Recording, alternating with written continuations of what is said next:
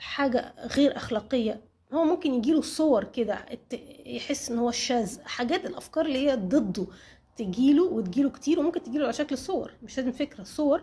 فيروح الشخص يعني عامل بقى ايه، دي بقى المواضيع دي المواضيع الكومن الشائعة. الشخص بيعمل ده الوساوس، الكومبالشن بقى بيجي. الكومبالشن هو السلوك القهري، السلوك القهري. طبعا ده ممكن يبقى اي حاجة.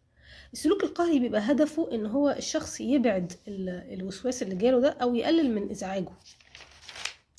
فهنا الكومبالشن ممكن يبقى كذا حاجة. الكومبالشن ممكن يبقى مثلا ايه، مبالغة في الطمأنينة. يعني الشخص مثلا كل شوية يسألك هو انا مثلا عيني جت على حتة من لقطة كده من فيديو جنسي، هو ده يبقى حرام؟ بس انا ما قصدتش، هو ده يبقى حرام؟ يقعد يسألك نفس السؤال وانت بتديله اجابة وبتشرح له، وبعدين تاني يوم يجيلك بسؤال